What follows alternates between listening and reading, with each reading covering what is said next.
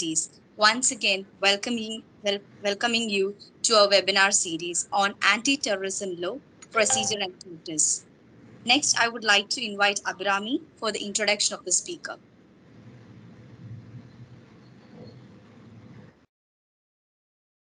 Good morning, everybody.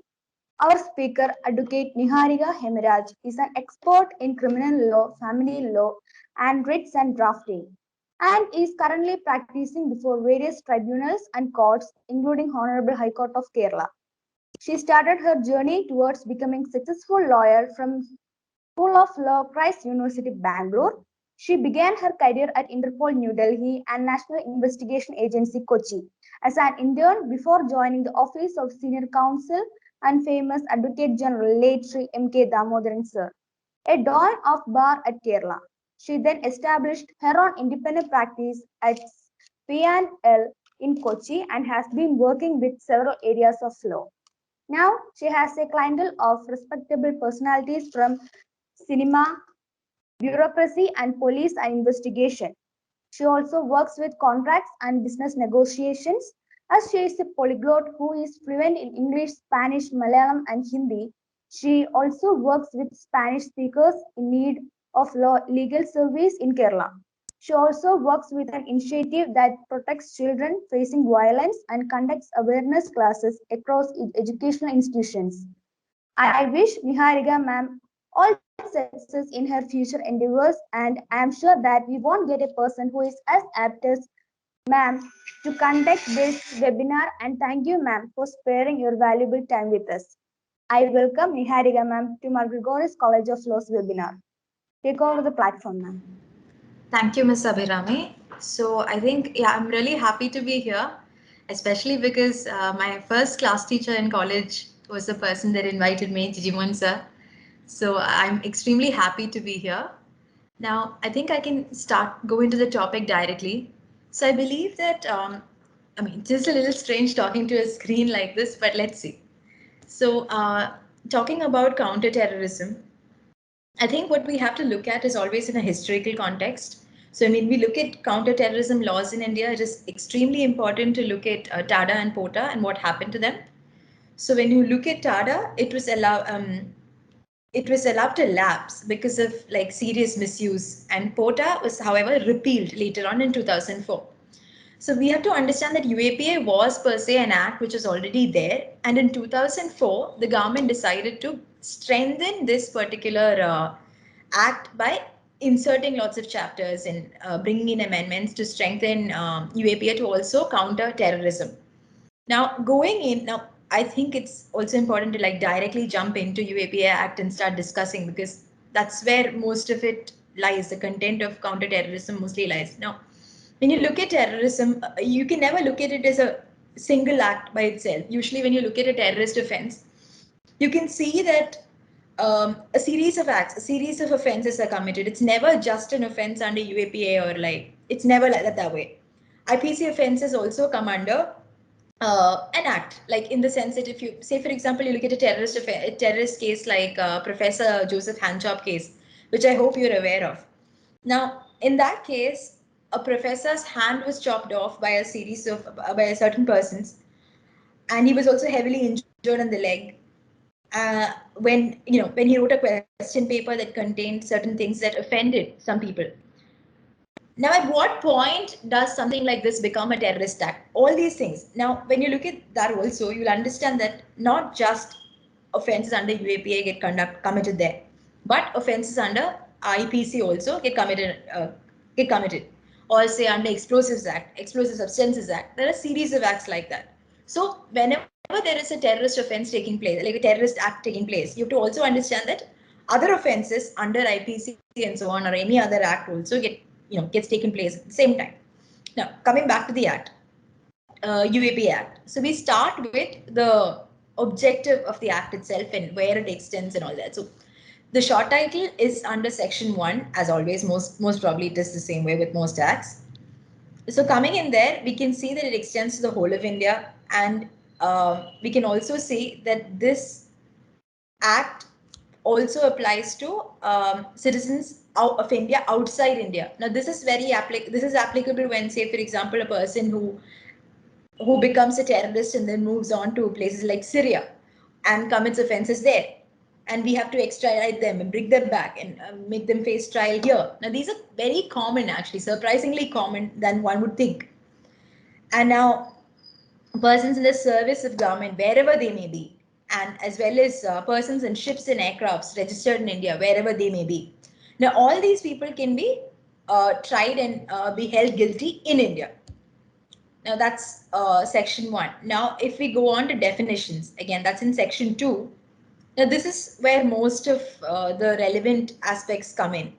Now terms like economic security. Now when we think of a terrorist act, we normally think of a person, walking in, like say somebody like Ajmal Kasab that just walks in and starts shooting people, or like we think about terrorist bombings, we think about mass killings, we think about what's happening in Syria. We don't quite often think of economic crimes and so on. So that is when this particular so under this provision, you can see that economic security is defined. Why is it defined? Because at several points of time, okay, I'll come to that actually. It's just a little awkward for me to speak to a blank screen. So yeah, anyway, excuse me if I tend to be a little too fast or like anything of that nature. So coming back, we look at economic security. So I'm coming into definitions under section 2.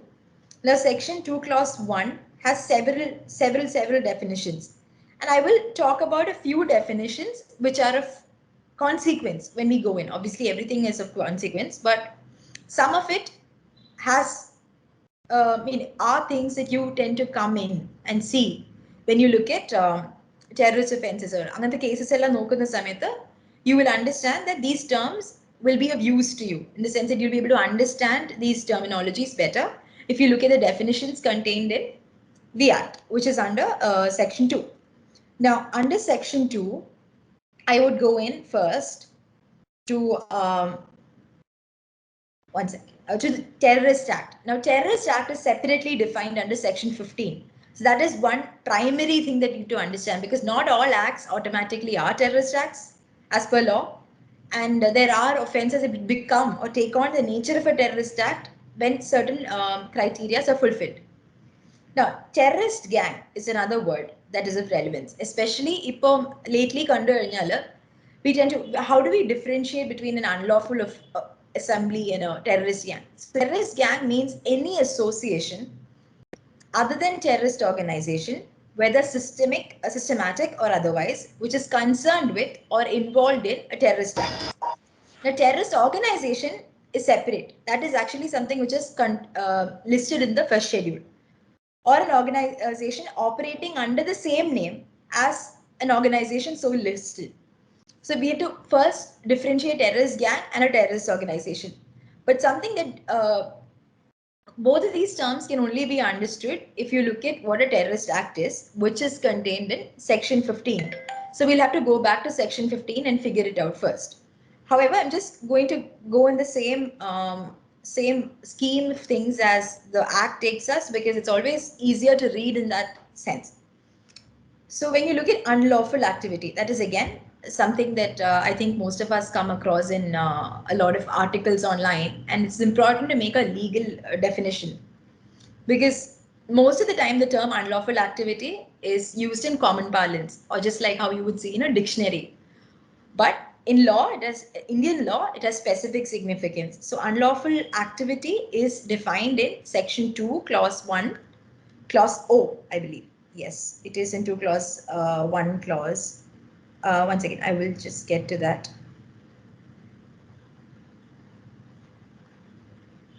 Right, so it unlawful, okay.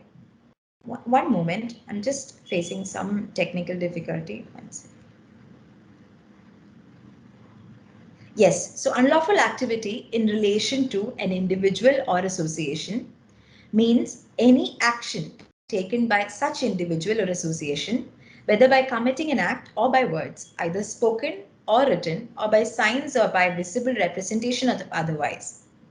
And then it goes on to further clauses, that is subclause 1, which is intended or supports any claim to bring about on any ground whatsoever the cession of a part of territory of India or the secession of a part of the territory of India from the Union, which incites any individual or group of individuals to bring about such cession or secession, or which disclaims, questions, disrupts, or is intended to disrupt the sovereignty and territorial integrity of India, or which causes or is intended to cause disaffection against India. So now, then it again goes on to define what unlawful association is and so on and so forth. But I hope there is some clarity with regard to what unlawful activity is. Now, you can never understand UAPA Act without Section 15. Section 15 is extremely crucial to understanding what the terrorist regime in India itself is. Because without Section 15, we can never figure out what what terrorist acts are. So I will go back to that and explain what terrorism is. So, Section 15 defines terrorist acts. Now, this is of crucial importance, okay? I'm going to use that Professor Hanchop case to explain this in more detail. Now, when you look at terrorist act, it says whoever does any act with intent to threaten or likely to threaten, okay, again, important terms, okay? Unity, integrity, and security. Now, security also includes economic security. This is what I was talking about earlier about how how certain economic transactions also can become terrorist offenses. I did mention that a little earlier. So then, yeah, okay. So whoever does any act with intent to threaten or likely to threaten unity, integrity, security, or sovereignty of India, or with intent to strike terror or likely to strike terror in the people or any section of the people in India or in any foreign country. Subclause A, by using bombs, dynamite, or other explosive substances, or inflammable substances, or firearms, or other lethal weapons, or poisonous or noxious gases, or other chemicals, or by any other substances, whether biological, radioactive, nuclear, or otherwise, of a hazardous nature, or by any other means of whatever nature to cause or likely to cause death of or injuries to any person or persons, loss of or damage to or destruction of property, or disruption of any supplies or services essential to the life of the community in India or in any foreign country, or damage, okay, again, damage to the monetary stability of India by way of production or smuggling or circulation of high quality counterfeit Indian paper currency, coin or any other material. ഇതുകൊണ്ടാണ് ചിലപ്പം NIA ഈ fake cases fake currency cases ഒക്കെ എടുക്കുന്നത് പലരും ചോദിച്ചു കാണാറുള്ള ഒരു ചോദ്യമാണ് why is it that NIA is concerned with ഈ കള്ളനോട്ടിന്റെ കേസ് എന്തുകൊണ്ട് എടുക്കുന്നു എന്നുള്ളത് അത് ഈ ആസ്പെക്റ്റിൽ വരുന്നതാണ് കള്ളനോട്ട് ഉണ്ടാക്കുമ്പോൾ that's a threat to economic security so that's where this comes in what I just read. Damage to the monetary stability of India by way of production or smuggling or circulation of high quality counterfeit Indian paper currency, coin, or any other material, or damage or destruction of any property in India or in a foreign country used or intended to be used for the defense of India or in connection with any other purposes of the government of India, any state government, or any of their agencies. Okay, now the next part. This is also relevant because this is okay. ഇതുവരെ വളരെ specific ആയിട്ട് പോയിക്കൊണ്ടിരുന്ന sections ആയിരുന്നു ഇല്ലേ? It was mostly about monetary something or like use of explosive substance and so on. Now this becomes a little bit more inclusive of several crime scenarios. If you look at IPC has a very wonderful character if you've noticed. ഇത്ര വർഷം പുറകിലുള്ള ഒരു സംഭവമായിട്ട് പോലും ഇന്നും when there's so many different offenses being committed, automatically IPC can still be used to cover that area. ഇല്ലേ അതായത് എത്ര കാലം കഴിഞ്ഞിട്ടും പുതിയ ടെക്നോളജി വന്ന ക്രൈംസ് കമ്മിറ്റ് ചെയ്യുമ്പോൾ പോലും IPCക്ക് അതിനെ കവർ ചെയ്യാൻ പറ്റുന്ന രീതിയിൽ പെരുമാറാൻ സാധിക്കുന്നു. Why? Because the definitions are made in such a way that it can include far-reaching scenarios into that. അതേപോലെയുള്ള ഒരു പ്രൊവിഷന്റെ അകത്തുള്ള ഒരു ഭാഗമാണ് വായിക്കാൻ പോണത്. So it says overall by means of criminal force or the show of criminal force or attempts to do so or causes death of any public functionary or attempts to cause the death of any public functionary. So it basically says overawing overalls by means of criminal force. So ആ പേടിപ്പിക്കൽ അല്ലെങ്കിൽ ആ ഒരു ഓവറോയിങ് വരുന്ന സമയത്ത് ചില സർക്കംസ്റ്റാൻസസിൽ അതിനെയും ഇതിന്റെ അടിയിലേക്ക് കൊണ്ടുവരാൻ പറ്റും, ടെററിസ്റ്റ് ആക്ടിന്റെ അടിയിലേക്ക്. So now, detains, kidnaps or abducts any person and threatens to kill or injure such person or does any other act in order to compel the government of India, any state government or the government of a foreign country or an international or intergovernmental organization or any other person to do or abstain from doing any act commits a terrorist act. So ഇത്രയും ഇത് കാര്യങ്ങളാണ്. അതിന്റെ താഴത്തേക്ക് ഇവന് explanation ആയിട്ട് പോയിട്ടുണ്ട്, which I don't think is necessary for me to read.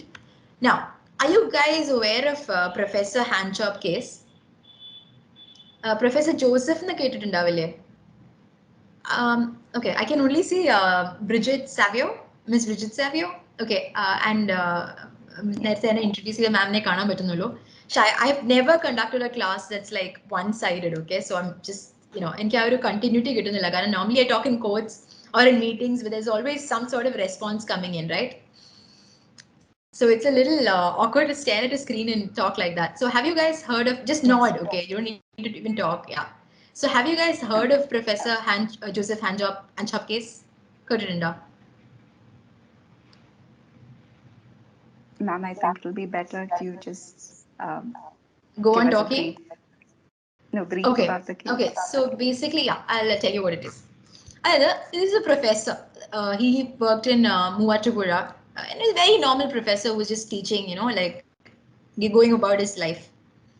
And then on one day, he set a question paper in, I think it was in a Malayalam semester examination paper or something like that for BCom students. And there was a punctuation the question. I hope everybody understands Malayalam, no? Because I'm interchanging languages. Is that okay? Everybody understands Malayalam. Yes. I hope students in the list are real. Yeah. So, അതിൽ ആ question പേപ്പറിൽ ഒരു dialogue between ഒരു ക്യാരക്ടറും ദൈവമായിട്ടാണ് പറഞ്ഞിരുന്നത്. അപ്പം ആ ഇതിനകത്ത് പങ്ക്ച്വേറ്റ് ചെയ്യണം എന്ന് പറഞ്ഞ ക്വസ്റ്റ്യൻ ആണ്. So some language was used in that. I'm not recreating the question here for obvious reasons. പക്ഷെ ഇതിനകത്ത് ഇത് ശരിക്കും പറഞ്ഞാൽ ഒരു പാസേജ് ആയിരുന്നു, ഒരു എവിടെ നിന്നുള്ളൊരു പാസേജ് ആയിരുന്നു ഇത് എടുത്തത്. അപ്പം ഇത് കേട്ട ഉടനെ like some people started getting offended and thinking that he doesn't deserve to live എന്നുള്ള കണ്ടീഷനിലേക്ക് എത്തിയിട്ടുണ്ടാകുന്നു. And on one day about ഒരു കുറച്ച് ആൾക്കാർ വന്നിട്ട് പ്രൊഫസർ തിരിച്ചു വരുന്ന വഴിക്ക് they took him and they chopped off his arm. Okay, എന്നിട്ട് മറ്റേ കാലിലും കുറച്ചധികം എന്താ പറയാ വെട്ടും ഇതൊക്കെ ഉണ്ടായിരുന്നു. So ഈ കേസ് പോയ സമയത്ത് what they said is ഇതിന്റെ അകത്ത് they genuinely believed or their religious perspective അങ്ങനെ പറയണം, കാരണം അത് ഖുറാൻ പറയുന്നുണ്ടോ ഇല്ലയോ എന്നുള്ളതൊന്നും not our concern. Our concern is they believed that ഇങ്ങനെ ചെയ്ത ഒരാള്, ദൈവത്തിനെ നിന്ദിക്കുന്ന ഒരാളെ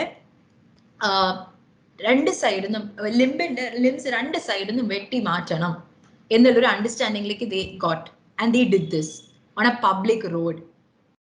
Now, normally ഒരാള് പോയിട്ട് വെട്ടേറ്റാൽ, ഒരു കേസിൽ ഒരാൾക്ക് വെട്ടേറ്റാൽ അത് എന്തായിരിക്കും ഉണ്ടാവുക? What is the consequence? Now, either years, which year am I talking to? Which year law students? Either year? Fifth sem. Fifth sem. Okay. So, അപ്പോൾ IPC പഠിച്ചിട്ടുണ്ടാവോ? That's why I'm trying to. Yes, ma'am. Okay. So the thing is, normally IPC അടിയിലാണ് വരിക. IPC അടിയിൽ വന്നിട്ട് you look at them, hurt ഉണ്ടെങ്കിൽ hurt, grievous hurt ഉണ്ടെങ്കിൽ grievous hurt, sexual assault ഉണ്ടെങ്കിൽ അത്, ഒരു attempt murder ഉണ്ടെങ്കിൽ അത്, മരിച്ചു പോയിട്ടില്ല അതുകൊണ്ട് murder നിൽക്കില്ല. അപ്പം അങ്ങനെയുള്ള ഓരോരോ ഒഫൻസസ് ആയിട്ട് വരും. ഇനിയിപ്പോൾ അവരെന്തെങ്കിലും ഒരു എക്സ്പ്ലോസീവ് സബ്സ്റ്റൻസ് യൂസ് ചെയ്തിട്ട് അവിടെ പേടിപ്പിക്കാൻ നടന്നിട്ടുണ്ട്, all that happened, okay? അപ്പം അതുണ്ടെങ്കിൽ ആ ഒഫൻസസ് വരും, ഈ ഒഫൻസസ് വരും, എല്ലാ ഒഫൻസസും വരും. പക്ഷെ ഇത് എങ്ങനെയാണ് ഒരു ടെററിസ്റ്റ് ആക്ട് ആയി മാറുന്നത്? Or how does a case like this where somebody's hand was chopped off? അപ്പോൾ ആ കാലഘട്ടത്തിൽ when you look at terrorist offenses, you always thought of Ajmal Kasab, like you think of people like that, no? Like serial ഉള്ള ഒരാള് കുറെ പേരെ പെട്ടെന്ന് കൊല്ലുന്നു, അല്ലെങ്കിൽ എവിടെയെങ്കിലും പോയിട്ട് ഒരു ബോംബ് വെച്ചിട്ട് തകർക്കുന്നു. ഇങ്ങനെയുള്ള ഇൻസ്റ്റൻസസ് മാത്രമേ നമുക്ക് ടെററിസ്റ്റ് എന്ന് പറയുമ്പോൾ പെട്ടെന്ന് ഒരു കോമൺ പേഴ്സന്റെ മനസ്സിലേക്ക് വരുള്ളൂ. അപ്പൊ എങ്ങനെയാണ് ഇതുപോലൊരു കേസ് ടെററിസ്റ്റ് ഒഫൻസ് ആണ് എന്ന് പറയാൻ പറ്റുക എന്നുള്ളതാണ് primary question. And if you're a lawyer, say for example, put yourself in the shoes of a prosecutor. How would you convince the court that this is not a regular crime, but this is a terrorist act? That is when you have to look at section 18. And ഇതിപ്പോൾ ഞാൻ അവിടെ വെച്ച് ഇരുന്നൊരു എക്സ്പീരിയൻസിന്റെ അടിസ്ഥാനത്തിൽ പറയല്ല കേട്ടോ. I'm again using my mind as, you know, leaving it as a blank space, and I'm going to try and interpret the law to kind of figure it out so that you can also act with me. You know, you can take the same course and figure it out for yourself. നിങ്ങൾക്ക് ചിലപ്പോൾ ഇതിലും creative ആയിട്ട് എന്തെങ്കിലും വരാൻ പറ്റും. I don't know, we'll see. So now when you look at it, you will see, okay, ഇവിടെ whoever does any act with intent to threaten or likely to threaten unity, integrity, security, or sovereignty of India, or with intent to strike terror or likely to strike terror in the people or any section of the people in India or in any foreign country. Okay, now can anybody think ഈ പറഞ്ഞ ഭാഗത്ത് ഈ ഒഫൻസിൽ എന്തെങ്കിലും വരുമോ normally? So, okay, this is where it becomes difficult, okay, because തിരിച്ചൊരു response കിട്ടാത്ത സമയത്ത് you understand, no? Ma'am will obviously understand because ma'am teaches and ma'am nu manasilavu adu tiricha oru response kittunnada oru time difference. Okay, anyway, so when you look at it, we'll see. So whoever does any act with intent to threaten or likely to threaten the unity, integrity, security or sovereignty of India, അപ്പം ഇതിൽ വരുവാന്ന് പെട്ടെന്ന് തോന്നുമ്പോൾ ഇല്ല, വരാൻ സാധ്യതയില്ല എന്ന് പറയാം. So I will come into that. അത് വരും, വരുത്തിയെടുക്കാൻ പറ്റും, പക്ഷെ അതിലേക്ക് I will come later. When you look at the latter part, you will see that with intent to strike terror or likely to strike terror in the people or any section of the people in India or in any foreign country. That you can clearly bring. കാരണം ഒരാളെ വെറുതെ കൈവെട്ടല്ല, ഒരാളെ public ആയിട്ട് കൈവെട്ടാണ്. എന്തിന്? If you do this, ഇങ്ങനെ ഒരു act ചെയ്താൽ, ഞങ്ങളെ പോലെയുള്ള കുറച്ച് ആളുകളെ ഒഫെൻഡ് ചെയ്യുന്ന രീതിയിലുള്ള ഒരു ആക്ട് ചെയ്താൽ അതിന്റെ കോൺസിക്വൻസ് ഇങ്ങനെ ആയിരിക്കും എന്നൊരു ഫിയർ അവിടെ എല്ലാവർക്കും ഇൻസ്റ്റിൽ ചെയ്ത് കൊടുക്കുകയാണ്. അപ്പം what is happening? People are getting terrorized. So when you look at it, it's not an ordinary incident of where some people take offense and start killing people or like ഒരാളെ hurting incident അല്ല. അതൊരു message ആയിട്ട് ലോകത്തിന് communicate ചെയ്യാണ്. നിങ്ങൾ ഇങ്ങനെ ചെയ്താൽ ഇങ്ങനെ ഒരു കോൺസിക്വൻസ് ഉണ്ടാവും. Now ഇവിടെ ആരാണ് അങ്ങനെ വിധി എഴുതിയത്? വിധി എഴുതുന്നത് ഒരു ജഡ്ജ് അല്ല. It's a bunch of people who are എന്താ പറയാ, who have reached such a mindset where they feel നമ്മളുടെ കൺട്രിയുടെ അല്ലെങ്കിൽ ഒരു ഗവൺമെന്റിന്റെയോ എസ്റ്റാബ്ലിഷ്മെന്റ് അല്ലെങ്കിൽ നമ്മുടെ ജുഡീഷ്യറിക്കോ അല്ലെങ്കിൽ നമ്മുടെ ഗവൺമെന്റിനോ ഒന്നും വാല്യൂ ഇല്ല, ലോ കയ്യിലേക്ക് എടുക്കുകയാണ്. And they running A parallel sort of ഒരു സിസ്റ്റം റൺ ചെയ്യുന്ന പോലെയുള്ള രീതിയിൽ ഒരു തീരുമാനം എടുത്ത് അത് എക്സിക്യൂട്ട് ചെയ്യാണ്. അപ്പോഴാണ് ആ സോവറിനിറ്റിക്കുള്ള ത്രെറ്റും വരുന്നതെന്ന് മനസ്സിലാക്കാൻ പറ്റുക. So when you look at it, there is like sovereignty, അത് അവിടെ. പിന്നെ അതിന്റെ മേലെ if you look at this, ഈ ഒരു ടെററിന്റെ ആസ്പെക്റ്റും വരും അവിടെ. By using bombs, dynamite or other explosive substances or inflammable substances, firearms, lethal weapons, കുറെ കാര്യങ്ങളുണ്ട്. ഇതെല്ലാം യൂസ് ചെയ്തിട്ട് death or injury to any person ഉണ്ടല്ലോ, ഇഞ്ചുറി വന്നു, ഓൾമോസ്റ്റ് മരിച്ചു പോകേണ്ടതാണ്, അങ്ങനെയുള്ള രീതിയിലുള്ള ഇഞ്ചുറി വന്നപ്പോൾ naturally even though when a common person looks at it and thinks ഇതൊരു ടെററിസ്റ്റ് ആക്ട് ആവുമോ, ഇല്ലാന്ന് തോന്നിയാൽ പോലും ലീഗലി എടുക്കുമ്പോൾ ഇത് എങ്ങനെയാണ് ടെററിസ്റ്റ് ആക്ട് ആവുന്നത്? ഇങ്ങനെയാണ് അതാവുന്നത്. So whenever you look at a crime, it is always important. Because continuous item, when you look at TV or like news, you would see people trying to say your mind. They will try to say that this is not a terrorist act. This is not inganella. എന്നിട്ട് കോടതികൾ unfair ആവാണ്, investigation agencies unfair ആവാണ്, ഇത് ഇങ്ങനെയാണെന്ന് പറയുമ്പോൾ what a law student should do is always pick up the bare act. That's the first thing anybody should do. I think it's very easy to be swayed by sentiments. We always get swayed by sentiments. We're humans. But we're also law students. And law students, I mean, I would say even lawyers are law students because we're continuously evolving to understand law. This is something that Jijimon sir actually inculcated into me when I was a law student. He told me to keep on learning, and which is something that's paid off incredibly. Like, എത്ര വർഷം കഴിഞ്ഞിട്ടും it's paid off. അപ്പം what you do is you take the bare act and see, ഈ definition എടുക്കുക ആദ്യമേ തന്നെ. Section 15 terrorist act of UAPA act എടുക്കുക, അത് എടുത്തിട്ട് വായിക്കുക. എന്നിട്ട് ആ ഒഫൻസിനെ ഇതിന്റെ ഉള്ളിലേക്ക് കൊണ്ടുവരാൻ നിങ്ങൾക്ക് പറ്റുന്നുണ്ടോ, അല്ലെങ്കിൽ നിങ്ങളാണെങ്കിൽ ഇത് ചെയ്യാൻ പറ്റുമോ എന്ന് നോക്കുക. And then that's where you understand ഒരു ആക്ട് ടെററിസ്റ്റ് ആക്ട് ആണോ വല്ലയോ എന്നുള്ള. അതായത് never go by what the media says because it's going to be different. It's not going to be എന്താ പറയാ the same as a lawyer reading it. So section 15 is that. Now you come back. ഈ section 15 എന്താന്ന് മനസ്സിലായി. Now when you get back, Our definitions also more or less covered. Now you look at ഞാൻ നേരത്തെ പറഞ്ഞ പോലെ association unlawful ആയിട്ട് declare ചെയ്യുന്ന ഭാഗം വരുമ്പോൾ.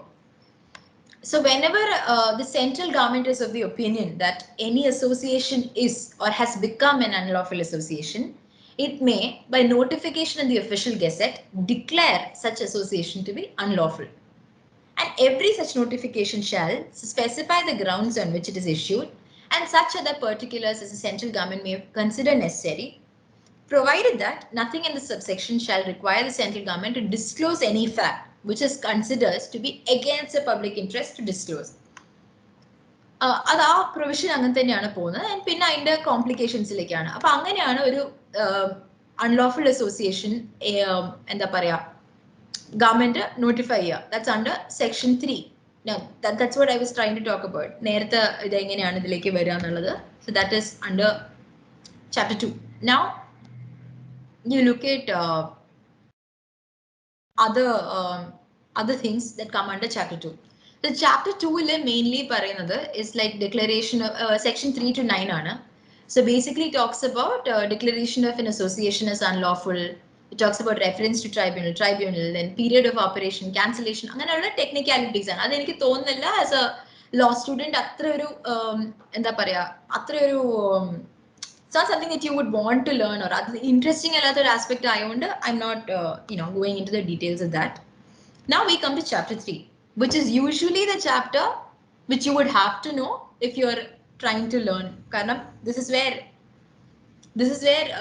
your role as a lawyer or a law student comes in the most. Now we look at penalties, okay? It's punishment.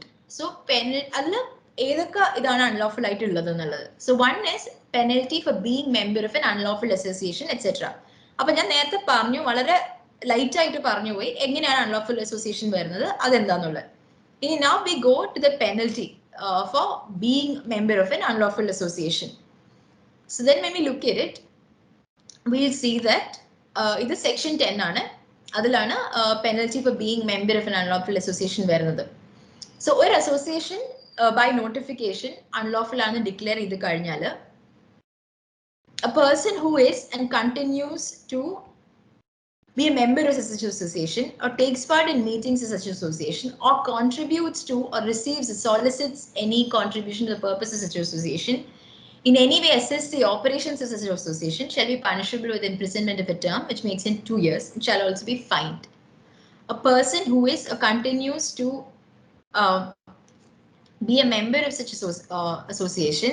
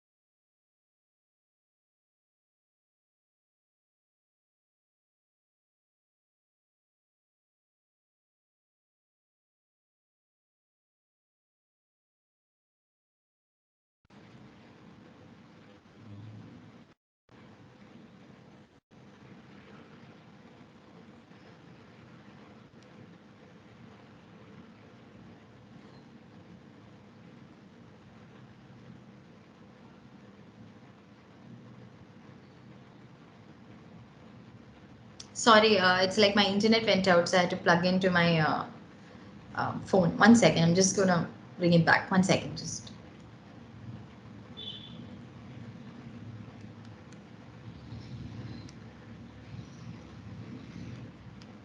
ഞാൻ എൻ്റെ നോട്ട്സ് എഴുതി വെച്ചിരുന്നത് ഫോണിലായിരുന്നു, അപ്പം just having some trouble because I had to connect to everything. Okay, so now when we talk about mere membership, we have to see that 2019 Supreme Court ഒരു ഡെയിലിൻ്റെ ഇതിൽ ഒരു comment വന്നിട്ടുണ്ടായിരുന്നു. Mere membership of banned organization will not lead to inference of committing terrorist act എന്ന് പറഞ്ഞിട്ട്. This is of relevance. ഈ പറഞ്ഞ ഇത് relevance ഉണ്ടായിരുന്നു. It is of justice Nitin W. Sambre of honourable high court, Bombay ഹൈക്കോർട്ടാണ് ഒബ്സർവ് ചെയ്തിട്ടുണ്ടായിരുന്നത്. Section 20 UAPA Act is satisfied alla ennulla parantilla. I think this is also of relevance. Idiloru Supreme Court inde order undu, and I will see. അപ്പം ഈ പറഞ്ഞ ഹൈക്കോർട്ടിന്റെ ഓർഡറിന്റെ അകത്ത് interfere ചെയ്യേണ്ട ആവശ്യമില്ല എന്ന് പറഞ്ഞിട്ട്, സോ ഓട്ടോമാറ്റിക്കലി അപ്പം this is the title, mere membership of banned organization will not lead to inference of committing a terrorist act എന്ന് പറഞ്ഞിട്ട് ജഡ്ജ്മെന്റ് ആയിരുന്നു.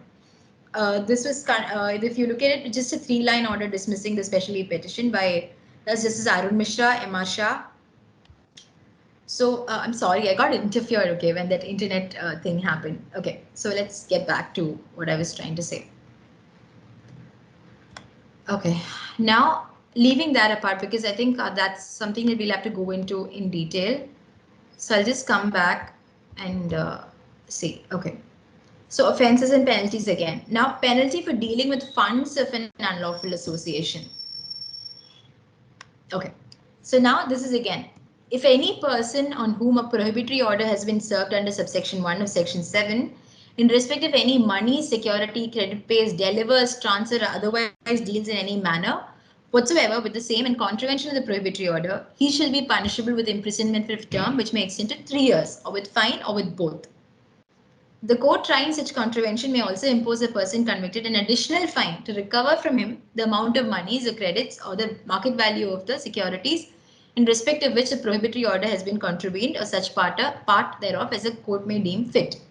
അപ്പം ഫണ്ട്സും ഈ അൺലോഫുൾ അസോസിയേഷന്റെ ഫണ്ടിങ്ങും ഈ രീതിയിൽ തന്നെ that's been prevented. Then another thing is penalty of an order, penalty for contravention of an order made in respect of a notified place. ചില പ്ലേസസ് നോട്ടിഫൈ ചെയ്തിട്ട് ആ രീതിയിൽ പോകും. പിന്നെ punishment of unlawful activities. Again, this is of നേരത്തെ unlawful activities എന്താണെന്ന് പറഞ്ഞു. Now we'll move on to punishment for unlawful activities. So I explained what unlawful activities are earlier. Now this is the punishment. ഇവിടെ പറയുന്നത് whoever takes part or in or comments or advocates, abets, advises or incites the commission of any unlawful activity shall be punishable with imprisonment for a term which may extend to 7 years and shall also be liable to fine. അപ്പോൾ മനസ്സിലാക്കേണ്ടത് എന്താണെന്ന് വെച്ചിട്ടുണ്ടെങ്കിൽ, it's not merely ഒരാള് വെറുതെ directly ഒരു സംഭവം commit ചെയ്യണമെന്നോ അതിലേക്ക് participate ചെയ്യണമെന്നോ ഇല്ല. അതിന് പകരം അവിടെ പാർട്ടിസിപ്പേറ്റ് ചെയ്താൽ മാത്രം, like it's not just that, okay, obviously taking part in committing is an offense, but it also comes in and says advocates, അതായത് അങ്ങനെ ഒരു ഒഫൻസ് കമ്മിറ്റ് ചെയ്യുന്ന ആഡ്വക്കേറ്റ് നമ്മൾ പലപ്പോഴും കാണാറുണ്ട് യൂട്യൂബിൽ ഫോർ എക്സാമ്പിൾ, പല ടൈപ്പ് വീഡിയോസ് കാണാറുണ്ട്, and you see okay people take stands. Now when you look at these stands you understand there is something being offensive. ഇത് ഒഫൻസീവ് ആയിട്ടുള്ള എന്തോ ഒരു കാര്യമാണ് പറയുന്നത് വെക്കാം. Now what do you do? Okay, now പെട്ടെന്ന് മിക്ക ആൾക്കാരും എന്താ ചെയ്യുക വെച്ചാൽ they look at this video and somebody is on the video, they're saying lots of things, people take offense, that's it, and they let it go. Very few times അതൊരു കേസായിട്ട് മാറുന്നുള്ളൂ. So what happens, ഈ പറയുന്ന ആളുകൾ ആ crime conduct ചെയ്യുന്നത് continuous ആയിട്ട് ചെയ്തുകൊണ്ട് പോകും. Now this is something I understand, I'm talking about counter-terrorism, but I think this is a relevance to say this. കാരണം ഇപ്പം നമ്മൾ ഒരു യൂട്യൂബോ അല്ലെങ്കിൽ ടി വിയോ അല്ലെങ്കിൽ എന്തെങ്കിലും ആവട്ടെ, ഹോട്ട്സ്റ്റാറോ primo whatever it is, when you watch this, do you ever wonder ഇതിലൊരു offence ഉണ്ടോ എന്ന് ആലോചിക്കാറുണ്ടോ? It's actually interesting to do that. I do that all the time. Okay, this is one way to sharpen your instincts. കാരണം നമ്മൾ പലപ്പോഴും വിചാരിക്കും നമ്മുടെ ഫ്രണ്ടിൽ ഒരു കേസ് വരുമ്പോൾ പഠിക്കും, ഒബ്വിയസ്ലി ആ സമയത്ത് ഡീറ്റെയിൽ ആയിട്ട് പഠിക്കും. ഈ പറഞ്ഞ ഷോ ഒരു 10 പ്രാവശ്യം കാണും, അല്ലെങ്കിൽ ഒരു വീഡിയോ ഒരു 10-20 പ്രാവശ്യം കാണും, you take notes, you find out all the sections. പക്ഷെ ആ സമയത്തേക്ക് വെച്ച് കഴിഞ്ഞാൽ what happens is you won't have enough time. So what you do is ഓരോ വീഡിയോ കാണുമ്പോഴും അല്ലെങ്കിൽ ഓരോ കാര്യം ചിന്തിക്കുന്ന സമയത്തും you have to think like ഇതൊരു ഒഫൻസ് ആവുമോ, അല്ലെങ്കിൽ ഇതിൽ എന്തെങ്കിലും ഒരു സംഭവം ഉണ്ടാവുമോ. ഈ ഒരു ചിന്ത മനസ്സിലേക്ക് ചെന്ന് കഴിഞ്ഞാൽ തന്നെ you will become better lawyers, you also become better citizens. Now when you look at okay, this is another interesting thing. Now when you look at Clubhouse, okay, it's a new app, it's come in and everyone's on it. Now you day by day you see Korea type of topics every day. There's something on feminism, there's something on opposite of feminism, people opposing feminism, you see people talking about religion, you see people talking against religion, okay. പക്ഷെ ഇത് കേൾക്കുമ്പം ആൾക്കാർ common ആയിട്ട് ഡയലോഗിൽ interfere ചെയ്യുന്ന സമയത്ത് ചിന്തിക്കില്ല അവനൊരു offence ആണോ commit ചെയ്യുന്നുള്ള ചിന്തിക്കില്ല. Opinion candid ആയിട്ട് പറയും, പക്ഷെ ആ പറയുന്ന ഒപ്പീനിയനിൽ ഒഫൻസസ് മറിഞ്ഞിരിപ്പുണ്ടാവും. അത് ചിലപ്പം ഈ പറഞ്ഞ UAPA പോലെയുള്ള ആക്ട് വരെ കൊണ്ടുവരുന്ന രീതിയിലാവാം. Which is why it is important to understand before you speak and also to look at വേറെ ആൾ പറയുന്ന സമയത്ത് അവരെന്താ പറയുന്നതെന്ന് നമ്മളൊരു ലീഗൽ ലൈറ്റിൽ എപ്പോഴും മനസ്സിലാക്കണം. ഇവിടെയൊക്കെയാണ് ഈ പ്രോസിക്യൂഷന്റെയും നമ്മുടെ UAPയുടെ കാര്യങ്ങൾ. കാരണം പെട്ടെന്ന് നോക്കുന്ന സമയത്ത് media will sway you in such a way that you think ഇതിലൊക്കെ എന്താ ഉള്ളത്, ഇതെങ്ങനെ ഒരു ടെററിസ്റ്റ് ആക്ട് ആവുന്നത്, ഇതെങ്ങനെ വേറൊരു ഒഫൻസ് ആവുന്നത് എന്നുള്ള ചിന്തിക്കും. പക്ഷെ അവിടെ തന്നെ വിടും. You get swayed by that sort of conversation. പക്ഷെ ideally what you should do is when you watch something like that, you sit down with a definition and think. Okay, now Clubhouse-ന്റെ example പറയാം. അവിടെ ഇരുന്നിട്ട് some people, ഇപ്പം യുക്തിവാദി എന്ന് പറയുന്ന ആൾക്കാർ, അല്ലെങ്കിൽ ഇപ്പം ഏത്തീസ്റ്റ് ആയിക്കോട്ടെ, ആര് വേണമെങ്കിലും ആയിക്കോട്ടെ, അവരുടെ ഐഡിയ പ്രൊഫസ് ചെയ്യുന്നതിനേക്കാളും the moment they start insulting another religion or start talking about it, you just start thinking, okay, 153 നിൽക്കോ, 295 നിൽക്കോ, ഇങ്ങനെ ചിന്തിച്ചു പോകേണ്ടി വരും. And which is an excellent way to hone your skills and try to understand ഈ type of offenses. കാരണം പലപ്പോഴും ഞാൻ പറഞ്ഞല്ലോ, കുറെ AK-47 ഒക്കെ എടുത്തിട്ട് നേരെ പോയിട്ട് ഷൂട്ട് ചെയ്യാൻ പോകുന്ന ഒരാളിന് പകരം നമ്മുടെ ചുറ്റിനും നടക്കുന്ന കാര്യങ്ങൾ ഒഫൻസസ് ആണോ, അത് ടെററിസ്റ്റ് ഒഫൻസസ് ആണോ, അല്ലെങ്കിൽ വേറെ ഒഫൻസസ് ആണോ എന്നുള്ളത് അറിയാൻ പറ്റണം. And if I can divert a little bit, you have to also see, if you're a woman, there are many provisions that protect you from sexual offenses. അപ്പോൾ ഒരു ക്ലബ് ഹൗസ് പോലത്തെ ഒരു സ്ഥലത്താണെങ്കിൽ പോലും, if you're insulted, you will still be protected under all the statutes that are available to you. അപ്പോൾ ആ രീതിയിൽ if you hone your skills, it will be easy for you to understand any act, including ഇതുപോലെ highly sophisticated ആയിട്ടുള്ള UAP NIA പോലുള്ള ആക്ട്സും നമുക്ക് മനസ്സിലാവാൻ പറ്റും. Okay, so coming back, it says advocates, abets, advises or insights. അപ്പം 4 കാര്യങ്ങളാണ്. Advocate ചെയ്താൽ മതി, അതായത് ഈ നേരത്തെ പറഞ്ഞ അൺലോഫുൾ ആക്ടിവിറ്റി അത് ചെയ്യണം എന്നൊരാൾ അഡ്വക്കേറ്റ് ചെയ്യുക. അതൊരു യൂട്യൂബ് വഴിയോ അല്ലെങ്കിൽ നേരിട്ടൊരു മീറ്റിംഗ് നടത്തിയിട്ടോ എന്ത് വേണമെങ്കിലും ആവാം. അത് അഡ്വക്കേറ്റ് ചെയ്താൽ മതി, അതും ഒഫൻസ് ആണ്. എബറ്റ് ചെയ്യുക, എബറ്റിംഗ് ഇസ് അഗൈൻ കുറച്ചുകൂടി ഒരു ഇൻവോൾവ്മെന്റ് ഉള്ള കാര്യമാണ്. എബറ്റ് ചെയ്യുക. അഡ്വൈസ് ചെയ്ത് കൊടുത്താൽ മതി, തെറ്റാണ്. All of this or even insight, ഈ പറയുന്ന എല്ലാം തന്നെ becomes an offense. Okay, at the moment ഈ advocating, abetting, advising, inciting ഒക്കെ unlawful activity ക്ക് വേണ്ടിയാണെങ്കിൽ that becomes an offense, and which is punishable with imprisonment for a term which may go up to 7 years and shall also be liable to fine. ഇങ്ങനെയാണ് വരുന്നത്. ഇനി അടുത്തത്, whoever in any way assists any unlawful activity of any association declared unlawful under section 3 after the notification by which it has been so declared has become effective under subsection 3 of that section shall be punishable with imprisonment for a term which may extend to 5 years or with fine or with both. And nothing in this section shall apply to any treaty, agreement or convention entered into between Government of India and Government of any other country, or to any negotiations thereof carried on by any person authorized on this behalf of by the Government of India എന്ന് പറഞ്ഞിട്ട്. പക്ഷെ ഞാൻ പറഞ്ഞല്ലോ, ഇതിന്റെ relevance വരുന്നത് ഈ advocating, advising എന്നുള്ള കാര്യങ്ങളൊന്നും തന്നെ നോർമലി ഒരാളുടെ മനസ്സിലേക്ക് പോകുന്നതല്ല.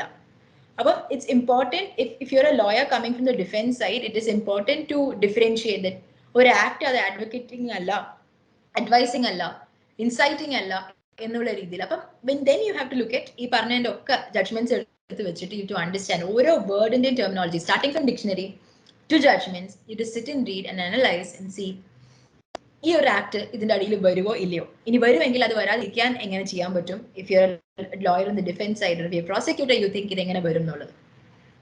So when you are a law student, you to understand both sides. കാരണം നമ്മൾ ഏത് റോളാണ് പിന്നീട് എടുക്കാൻ പോകുന്നത് we don't know. You going to become a prosecutor, or if you're going to be a defense counsel. In either way, understanding terminologies that are contained in these acts are extremely important to understand എന്താണ് counter terrorism, ആ regime എങ്ങനെയാണ് function ചെയ്യുന്നത്. So now you move on. അതിന്റെ താഴെ ഒരെണ്ണം കൂടെ ഉണ്ട്, offenses to be cognizable, but I think that most people would know all of that. Now chapter 5 deals with forfeiture of proceeds of terrorism or any property intended to be used for terrorism. Again, the technical ആയിട്ടുള്ള കാര്യങ്ങളാണ്, and I don't think it will be 5th semester ആകുമ്പോൾ അത് അത്രയും interesting ആയിക്കൊള്ളണം എന്ന് എനിക്ക് തോന്നുന്നില്ല. Now when you come back to chapter 7 of UAP Act, it's again extremely important because it talks about witnesses. ഇനി നിങ്ങൾ ഒരു കാര്യം വിറ്റ്നസ് ചെയ്ത് വെക്കുക, ടെററിസ്റ്റ് ആക്ട് വിറ്റ്നസ് ചെയ്ത് കഴിഞ്ഞാൽ what happens? People get scared all the time. and they don't want to come out and speak about anything. This is something that happens all the time. You എന്നെ സാക്ഷിയാക്കുമല്ലോ, നമ്മൾ മിക്ക സിനിമയിലും കണ്ടിട്ടുണ്ടാവും ഇത്. സാക്ഷികൾ പോയി ഒളിച്ചിരിക്കുക, സാക്ഷികൾ പുറത്തേക്ക് വരാതിരിക്കുക, ഇങ്ങനെയുള്ള ഇൻസിഡൻസ്. പക്ഷേ UAPAയുടെ ഒരു കുറ്റകൃത്യം കണ്ടു കഴിഞ്ഞാൽ witnesses have so much more protection as opposed to some other things. And that is contained in section 44 of UAPA Act. Now, if you look at section 44, it would say that protection of witnesses എന്ന ടൈറ്റിലാണ് അത് പോകുന്നത്. അപ്പം അതിൽ ആദ്യമേ തന്നെ പറയുന്നത് എന്താ വെച്ചാൽ the proceedings under this act, okay, notwithstanding anything contained in the code ആണ്, പക്ഷേ the proceedings under this act may, for reasons to be recorded in writing, be held in camera if the court so desires. അപ്പൊ കോടതി വിചാരിച്ചാൽ ഇത് in camera proceedings ആയിരിക്കും. Now, in camera proceedings, all of you would know, would usually only have bare minimum people inside the court. പബ്ലിക്കിന് കോടതിയിൽ വന്നിട്ട് ഇത് കാണാൻ പറ്റില്ല, വിച്ച് മീൻസ് ഇതിനകത്ത് നടക്കുന്ന കാര്യങ്ങൾ ആ കോടതിയുടെ അകത്ത് തന്നെ ഇരിക്കും എന്നുള്ളത്. സോ പീപ്പിൾ ഡു, അപ്പം ദെൻ യു വറി, ഓക്കെ, പക്ഷേ ഇതൊക്കെ ഇന്ത്യൻ കാനൂണിൽ വരുമല്ലോ, ഇതൊക്കെ അവിടെ വരുമല്ലോ, ഇവിടെ വരുമല്ലോ എന്നുള്ള next problem comes. That doesn't happen also, because I tell you why. So okay, അതിനകത്ത് തന്നെ a court, if on an application made by a witness in any proceeding before it, വിറ്റ്നസിനും ചെയ്യാം, ഓക്കെ, ഇനി അതല്ലെങ്കിൽ പബ്ലിക് പ്രോസിക്യൂട്ടറിനും ചെയ്യാം, it or by the public prosecutor in relation to such witness or on its own motion. അപ്പോൾ മൂന്ന് വഴിക്കാവാം. ഒന്ന് ആ witness പറഞ്ഞിട്ടാവാം, വിറ്റ്നസിന് പേടിയുണ്ടെങ്കിൽ കോടതിയോട് പറയാം. ഇതൊക്കെ പ്രശ്നം വരുന്ന എപ്പോഴാണെന്നറിയോ, ഇത് വിറ്റ്നസിന് അറിയാൻ പറ്റില്ല ഇങ്ങനെയുള്ള power. This is where like law students come in, this is where like lawyers come in. You have to, ഇപ്പം എവറിബഡി തിങ്സ് ഒരു ലോയറിന്റെ റോൾ എന്ന് പറയുന്നത് അവരുടെ കക്ഷിയുടെ ഇൻട്രസ്റ്റ് പ്രൊട്ടക്ട് ചെയ്യാണ്. അപ്പം ഇവരെ ഇറക്കിക്കൊണ്ട് വരുമായിരിക്കും, അല്ലെങ്കിൽ അകത്തേക്ക് ഇടുമായിരിക്കും, പ്രോസിക്യൂട്ടർ ആണോ ഡിഫൻസ് ആണോ എന്താ നോക്കിയിട്ട്. പക്ഷെ വേറെ റോൾസ് ഉണ്ട് for a lawyer, and one such role is to help people, your clients or people that you come across, understand protections that they have under the law. So this is one such protection that people should give. ഇപ്പം നമ്മുടെ അടുത്തേക്ക് വരുന്ന ആൾക്കാർ ചിലപ്പം crime commit ചെയ്ത ആൾക്കാരായിരിക്കണം എന്നില്ല, complainant ആയിരിക്കണം എന്നില്ല, വിറ്റ്നസ് ആയ ആളുകൾ പോലും പലപ്പോഴും ലോയേഴ്സിന്റെ സർവീസസ് ചേർത്ത് വരാറുണ്ട്, കോടതി പോകാനുള്ള പേടിയുണ്ട്, അവിടെ ചെന്ന് എന്ത് സംഭവിക്കുന്നത്. These are types of things that I think you should deal with very sensitively, and you explain to them what is section 44, the protection of witnesses. അപ്പം by 3 ways, okay, it's like application made by a witness in any proceeding before it, or by the prosecutor, or the court on its own motion. Prosecutor പറഞ്ഞിട്ടാവാം, witness പറഞ്ഞിട്ടാവാം, like കോടതിക്ക് സ്വന്തം ഐഡിയയിലും ഒരു court is satisfied that the life of such witness is in danger, it may, for reasons to be recorded in writing, take such measures as it deems fit for keeping the identity and address of such witness secret. അപ്പോൾ എന്ത് മെഷറും എടുക്കാം ഒരു വിറ്റ്നസിന്റെ ഐഡന്റിറ്റിയും അവരുടെ അഡ്രസ്സും ഒക്കെ secret ആക്കി വെക്കാൻ വേണ്ടിയിട്ട്. ഇനി in particular and without prejudice to generality of the provisions of subsection 2, the measures which a court may take under that subsection may include the holding of a proceedings at a place to be decided by the court. അപ്പം normally നമ്മൾ കാണുന്ന പോലെ കോടതിയുടെ അകത്ത് തന്നെ നടന്നുകൊള്ളുന്ന ഈ പ്രൊസീഡിങ്സിന് എവിടെ നടക്കാം. That's a speciality. Now, holding the proceedings at a place to be decided by the court. പിന്നെ avoiding the mention of the name and address of the witness in its orders or judgments or in any records of the case accessible to the public. അപ്പം ഇതാ ഞാൻ നേരത്തെ പറഞ്ഞ Indian കാനൂണിന്റെ കാര്യം. നമ്മൾ normally കാണുമ്പോൾ ഇത് ലൈവ് ലോയിൽ വരില്ലേ, ഇത് ഇന്ത്യൻ കാനൂണിൽ വരില്ലേ, അവിടെ വരില്ലേ, ജഡ്ജ്മെന്റ് ഉള്ളിൽ വരില്ലേ എന്ന് പറയുമ്പോൾ you don't need to worry. ഇങ്ങനൊരു ആപ്ലിക്കേഷൻ കൊടുത്തിട്ട് കോടതിക്ക് തോന്നുകയാണ് your life is in danger, court can obviously take these measures. ഈ പറഞ്ഞ പോലെ നിങ്ങളുടെ ഐഡന്റിറ്റി, നിങ്ങളുടെ അഡ്രസ്സ്, എന്തിനാ പറയുന്നത്, നിങ്ങൾ പറഞ്ഞ കാര്യം പോലും ജഡ്ജ്മെന്റിന്റെ ഉള്ളിൽ പോലും ഈ നെയിമും അഡ്രസ്സും വരാത്ത രീതിയിൽ തന്നെ ചെയ്യാൻ പറ്റും. The issuing of any directions is securing that the identity and address of the witness are not disclosed. So നമ്മൾ കാണാറുണ്ട് പലപ്പോഴും ഒരു കേസ് അന്വേഷണം നടന്നുകൊണ്ടിരിക്കുമ്പം ഓഫീസേഴ്സ് വന്നിട്ട് ടി വിയിൽ പറയും ഇന്ന കേസിൽ ഇന്ന് സംഭവിച്ചു, ഇന്ന കാര്യം ഇങ്ങനെ സംഭവിച്ചു, അല്ലെങ്കിൽ റിപ്പോർട്ടേഴ്സ് പറയും അത് ചെയ്തു ഇത് ചെയ്തു എന്നുള്ള. പക്ഷേ ഈ ഇതിൻ്റെ അകത്ത് ഡയറക്ഷൻസ് കൊടുക്കാൻ പറ്റും to secure the identity and address the witness, ഇത് ഡിസ്ക്ലോസ്ഡ് അല്ല എന്നുള്ളത്. നമ്മൾ നോർമലി ഇത് എങ്ങനെയാ കാണാം, നമ്മൾ റേപ്പ് കേസസിൽ ശ്രദ്ധിക്കാറുണ്ട്, ആ പേര് പറയാൻ പാടില്ല എന്ന് എല്ലാവർക്കും അറിയാം. പക്ഷേ ഒരു UAPA ഒഫൻസിൽ ഒരാളുടെ വിറ്റ്നസിന്റെ പേര് പറയാൻ പാടില്ല എന്ന് മിക്ക ആൾക്കാർക്കും അറിഞ്ഞുകൂടാ. അതിനുള്ള ഡയറക്ഷൻസ് ഉണ്ടോ ഇല്ലയോ എന്ന് നോക്കണം. ആ ഡയറക്ഷൻസ് ഉണ്ടെങ്കിൽ അതിന്റെ വയലേഷൻ നാച്ചുറലി തെറ്റാവും. സോ ഓട്ടോമാറ്റിക്കലി വരുന്നില്ലെങ്കിൽ പോലും ഇങ്ങനെ ഒരു ഡയറക്ഷൻ ഉണ്ടെങ്കിൽ this has to be complied with. Now, a decision that it is in public interest to order that all or any of the proceedings pending before such court shall not be published in any manner. So, in കോടതി proceeding ആണ് എല്ലാവർക്കും അറിയാനുള്ള right ഉണ്ടെന്ന് people keep repeating. Okay. പക്ഷേ not all the time. Now, anything that normally seems like a right can obviously be controlled by in a procedure established by law. This is very common to understand. Okay, then that procedure established by law in this case, in such a case, would make sure that ഈ പറയുന്ന proceedings കോടതിയിൽ pending ആവുന്ന സമയത്തോ അതൊരു public ഇൻട്രസ്റ്റിന് വേണ്ടിയിട്ട് ഇത് publish ചെയ്യരുതെന്ന് കോടതിക്ക് പറയാം. Now, what happens when somebody goes ahead and decides to work against this? That is also contained in the same section. Any person who contravenes any decision or direction issued under subsection 3 shall be punishable with an imprisonment for a term which makes into 3 years and shall also be liable to fine. ഈ 3 years risk ചെയ്തിട്ട് ആൾക്കാർ ഇത് ചെയ്യാനുള്ള സാധ്യതയും വളരെ കുറവാണ്. Now that is another thing.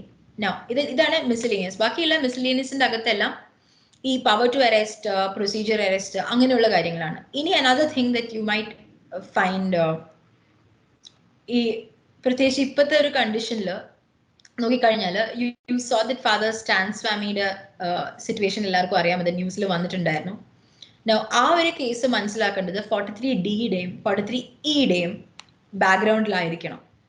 അപ്പം ഇത് എന്താ സംഭവിക്കുന്നത് വെച്ചാൽ ന്യൂസിൽ വരുന്ന സമയത്ത് അവരൊന്നും ഇത്രയും ഡീറ്റെയിൽ ആയിട്ട് ഇതിൻ്റെ ഉള്ളിലേക്ക് പോവില്ല. And as a law student you are expected to do that. So you take 43D. Now, modified application of certain provisions of the code എന്നാണ് അതിൻ്റെ title. This is one of those provisions which are very, very unique to UAPA Act. ഇതാണ് പലപ്പോഴും criticism നേരിട്ട് കാണാറുള്ള ഒരു act. I am not going into the criticism, but because that's I feel that criticism എപ്പോഴും ഒരാൾ സ്വയം കണ്ടെത്തേണ്ട കാര്യങ്ങളാണ്. നമ്മൾ ഒരു ഐഡിയ, ഇപ്പൊ സേ ഫോർ എക്സാമ്പിൾ ഞാൻ ഒരു ലോ സ്റ്റുഡൻറ്റിൻ്റെ അടുത്ത് പറഞ്ഞു കൊടുത്താൽ it will be like you know ഒരു ക്രിറ്റിസിസം ഉണ്ടെന്ന് ഐ ക്യാൻ ഒബ്വിയസ്ലി സേ, പക്ഷെ അത് എന്താണെന്നുള്ളത് I don't want to interfere with your mind or how you see something. So I'm not going to go into details of that. Instead, I will say, കാരണം ഞാൻ പറയുന്നത് വെച്ചാൽ എൻ്റെ biases സ്റ്റുഡൻസിലേക്ക് inculcate ചെയ്യാൻ എനിക്ക് ഇൻട്രസ്റ്റ് ഇല്ല. So I will explain the provision to you and I leave the criticism to you. Okay, so I would say modified application of certain provisions of the code. Now, notwithstanding anything contained in the code or any other law, every offense punishable under this act shall be deemed to be a cognizable offense within the meaning of clause C of section 2 of the code, and cognizable case as defined in that clause shall be construed accordingly. Now, sections 167 of the code shall apply in relation to a case involving offense punishable under this act, subject to the modification that in subsection 2, the reference to 15 days, 90 days, 60 days, wherever they occur, should be construed as references to 30 days, 90 days, 90 days. അപ്പം ഇതുപോലെയാണ് അത് modify ചെയ്യുന്നത്. അപ്പൊ സാധാരണ ഉള്ള കേസസിനേക്കാളും ഈ periods കൂടിക്കൂടി വരും. ആൻഡ് താഴെ ഈ ഫോളോയിങ് പ്രൊവൈസോസും കൂടി ഇൻസേർട്ട് ചെയ്ത് വായിക്കണം എന്ന് പറയും. That is, provided further that if it is not possible to complete the investigation within the set period of 90 days, the court may, if it is satisfied with the report of the public prosecutor indicating the progress of the investigation and the specific reasons of the detention of the accused beyond the set period of 90 days, extend the set period up to 180 days. Just think about it. ഒരു normal crime എന്ന് ഇവിടെ വരുന്ന സമയം നോക്കുക, 180 days വരെ ഇങ്ങനെ ആവാം. ഇനി provided also that the police officer making the investigation under this act requests for the purposes of investigation for police custody from judicial custody or any person in judicial custody, he shall file an affidavit stating the reasons for doing so and shall also explain the delay, if any, for requesting such police custody. Section 268 of the code shall apply in relation to a case involving an offence punishable under this act, subject to the modification that the reference in subsection 1 thereof, that is to the state government, should be construed as reference to central government or state government. അങ്ങനെ പറഞ്ഞിട്ട് പിന്നെ ടെക്നിക്കാലിറ്റീസിലേക്ക് പോകുന്നുണ്ട്. പക്ഷെ ആ period is of extreme importance. ഇനി വേറെ importance വരുന്ന ഒരു ഭാഗം എന്താണെന്ന് വെച്ചാൽ notwithstanding anything contained in the code, no person accused of an offence punishable under chapters 4 and 6 of this act shall, if in custody, be released on bail or on his own bond unless the public prosecutor has been given an opportunity of being heard on the application of such release, provided that such accused person shall not be released on bail or on his own bond if the court on a perusal of the case diary or the report made under Section 173 of the Code, is of the opinion that there are reasonable grounds of believing that the accusation against such person is prima facie true. ഇവിടെയാണ് അത് അത്രയും stringent ആവുന്നത്. This is the portion where it becomes extremely stringent. അപ്പോൾ normally കോർട്സിനുള്ള ആ ഒരു അവൈലബിലിറ്റിയിൽ ഒരു discretionary power ഉണ്ടല്ലോ, bail non bailable ഒഫൻസസിൽ bail കൊടുക്കാനുള്ള ഇത്, ഇവിടെ അത് കൂടുതൽ stringent ആയിട്ട് പറയുന്നുണ്ട്. ഈ പറയുന്ന പോലെ ഈ എന്താ പറയാ, കേസ് ഡയറിയും റിപ്പോർട്ട് അണ്ടർ 173 ഓഫ് ദ കോഡും വെച്ചിട്ട് കോടതിക്ക് ഒരു ഒപ്പീനിയൻ ഉണ്ട് വെക്കുക, reasonable ground for believing the accusation against such a person is prima facie true. ഇപ്പൊ നോർമലി നമ്മുടെ ക്രിമിനൽ ജൂറിസ്പ്രുഡൻസ് എന്താ മനസ്സിലാക്കുന്നത്, person is presumed to be innocent until they proven otherwise. Obviously reverse burden of proof വരുന്ന ചില cases ഉണ്ട്, ഞാൻ അതെല്ലാം പറയുന്നത്, പോക്സോ അങ്ങനെയുള്ള കാര്യങ്ങൾ, ഡവറി ഡെത്ത് കേസസ് ഒക്കെ നോക്കിക്കഴിഞ്ഞാൽ റിവേഴ്സ് ഉണ്ട്. പക്ഷെ അങ്ങനെയല്ല പറയുന്നത്, അതിനേക്കാളും സീരിയസ് ആയിട്ടുള്ള ഒരു ഒഫൻസ് ആയിട്ടല്ല എന്നെ കാണുക, ബിക്കോസ് അതിന്റെ പണിഷ്മെന്റും കാര്യങ്ങളും നോക്കുന്ന സമയത്ത് ഇൻ സച്ച് എ കേസ് അക്യൂസേഷൻസിന് പ്രൈമ ഫെസി ട്രൂ ആണെന്നുള്ളൊരു നേച്ചർ തോന്നുകയാണെങ്കിൽ ബെയിൽ കൊടുക്കാൻ പറ്റില്ല. Now that's one thing. Now, the restrictions on granting bail specified in Section 5 is in addition to the restrictions under the code or any other law at the time being in force on granting of bail. അപ്പോൾ ഇത് എല്ലാത്തിനും addition ആണ്.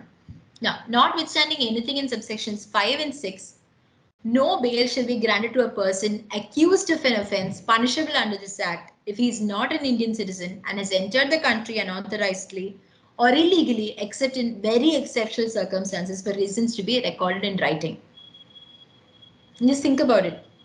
Indian citizen allengi it becomes even more stringent. And why is it so? Because നമ്മളുടെ കൺട്രിയിൽ we can see പലപ്പോഴും പുറമേ ആൾക്കാർ വന്നിട്ട് offences conduct ചെയ്യുന്നത്, കമ്മിറ്റ് ചെയ്യുന്നത്. ആ സമയത്തും ഇതുപോലെയുള്ള പ്രൊവിഷൻസ് വേണ്ടി വരാറില്ലേ എന്നുള്ളതാണ് ചോദ്യം. അപ്പം then the question is this, okay, human rights versus national security, where do you stand എന്നുള്ള. Now നമ്മുടെ വീടിന്റെ സെക്യൂരിറ്റിയിൽ ഇരുന്നിട്ട് ഏത് സൈഡിലേക്ക് ചായുന്നു എന്നുള്ളതിനേക്കാളും I think one important thing to do is to look at ground reality. നമ്മൾ ഈ ടെററിസ്റ്റ് എന്ന് പറയുമ്പോൾ ഏതെങ്കിലും ഒരു മരുഭൂമിയിൽ ഈ കുർത്ത പജാമ ഇട്ട് വലിയൊരു തോക്കും പിടിച്ച് നിൽക്കുന്ന ഒരാളെ സിനിമ കൊണ്ട് തന്ന ഐഡിയ വെച്ചിരിക്കുന്നതും നമ്മുടെ ചുറ്റും നടക്കുന്ന ഒഫൻസസ് കാണാതെ പോകുന്നതും ആവാൻ പാടില്ല. We have to look around and see ഈ ഒഫൻസസ് ഇത് ടെററിസ്റ്റ് ആക്ട് ആണോ, ഇതിന്റെ ഇംപ്ലിക്കേഷൻസ് എന്തായിരിക്കും, അല്ലെങ്കിൽ ഒരാൾ ഇത് പഠിപ്പിച്ചു കൊടുക്കുമ്പം ഇത് തെറ്റായ കാര്യം പഠിപ്പിച്ചു കൊടുക്കുമ്പോൾ അതിന്റെ ഇംപ്ലിക്കേഷൻ എന്തായിരിക്കും, അപ്പൊ പിന്നെ ഈ പ്രൊവിഷൻ വരാൻ പാടുണ്ടോ എന്നുള്ളതും. At the same time you to touch it up and see, touch upon this also and see, ഈ തെറ്റ് ചെയ്യാത്ത ഒരാളാണെങ്കിൽ അയാൾ അണ്ടർ ട്രയലിൽ എത്ര കൊല്ലം എത്ര കാലം ജയിലിൽ കിടക്കേണ്ടി വരുന്നു എന്നുള്ളത്, എത്ര സമയം അങ്ങനെ ജയിലിൽ പോകേണ്ടി വരിക എന്നുള്ളത്. Because it's like against the most basic human rights അല്ലേ. അപ്പൊ ആ ഒരു ബാലൻസ് എവിടെ നമുക്ക് കൊണ്ടുവരാൻ പറ്റുക, എങ്ങനെയാ കൊണ്ടുവരാൻ പറ്റുക എന്നുള്ളത്, നിയമത്തിന് എന്തുകൊണ്ടാണ് ഇങ്ങനെ ഒരു സ്റ്റാൻഡ് എടുക്കേണ്ടി വരുന്നത്, അല്ലെങ്കിൽ നിയമം ഇങ്ങനെ ഒരു സ്റ്റാൻഡ് എടുക്കേണ്ടതാണോ എന്നുള്ളതെല്ലാം നമ്മൾ ചിന്തിച്ച് സ്വയം മനസ്സിലാക്കേണ്ടതാണ്. And when you feel that, ഇപ്പം say for example you can disagree, ഒരു ലോനോട് ഒരു ഡിസഗ്രിമെന്റ് ഉണ്ട്, അല്ലെങ്കിൽ അത് നമ്മുടെ കോൺസ്റ്റിറ്റ്യൂഷനുമായിട്ട് നിലനിൽക്കുന്ന അല്ല എന്ന് കണ്ടു കഴിഞ്ഞാൽ, idea is not to protest as such. Idea is to approach the court and challenge the constitutionality. അവിടെയാണ് ആ ഡിഫറൻസ് വരുന്നത്. ബിക്കോസ് പീപ്പിൾ ഇമ്മീഡിയറ്റ്ലി തിങ്ക് എന്നിട്ട് വാട്ട് ഹാപ്പൻസ് ഇസ് ഈ പ്രൊട്ടസ്റ്റിന്റെ വഴിയിൽ പീപ്പിൾ കമ്മിറ്റ് ഒഫൻസ്. അപ്പൊ എന്തായി, you are becoming N offender your self. അത് avoid ചെയ്തിട്ട് ലീഗലി അതിനെ എന്ത് ചെയ്യാൻ പറ്റും എന്നുള്ള രീതിയിലേക്ക് ചിന്തിക്കുന്ന ഒരു മൈൻഡ് സെറ്റിലേക്കാണ് നമ്മൾ എത്തേണ്ടത് as law students. That is where you differentiate. I am a law student and I am not going to commit illegal offense, like illegal things. I'm not going to do illegal things. I'm going to go by it legally. Either എനിക്കൊരു problem ലോയിൽ തോന്നിക്കഴിഞ്ഞാൽ I can go to court with it. I can present my case there. I can get a lawyer and do it. I can become a party in person and do it. എന്നുള്ള ഒരു അണ്ടർസ്റ്റാൻഡിങ്ങിലേക്ക് എത്താൻ ഉള്ള മൈൻഡിനെ train ചെയ്യാണ് വേണ്ടത്. അപ്പൊ നമുക്കൊരു disagreement ഉണ്ടെങ്കിൽ ഉടനെ തന്നെ സ്ട്രീറ്റ്സിലേക്ക് ഇറങ്ങി പോയിട്ട് പ്രൊട്ടസ്റ്റ് ചെയ്യുന്നതിനേക്കാളും, അവിടെ ഒരു ഒഫൻസസ് വരികയാണെങ്കിൽ പിന്നെ അതിന്റെ ഇഷ്യൂ വരുന്നതിനേക്കാളും എന്തുകൊണ്ടും നല്ലത് ലീഗലി ഒരു ഡിസഗ്രിമെന്റ് ഉണ്ടെങ്കിൽ it is obviously good to challenge it before a court of law. That is of relevance. കാരണം ഇപ്പോഴത്തെ നടക്കുന്ന സിറ്റുവേഷൻ കണ്ടിട്ട് പേടി തോന്നുന്നു, what is going to happen next എന്നുള്ള. That's why I'm using this opportunity to talk about this. Now I think more or less UAPA cover ആയി 11:57 AM ആയി 1 hour സംഭവമാണ്. And I've taken enough time, but I would touch upon, I think ഈ ഒരു 3 minute വെച്ചിട്ട് I'll touch upon NI Act, which you have to see in light of UAPA Act. കാരണം terrorist offences investigate ചെയ്യുന്നത് പൊതുവെ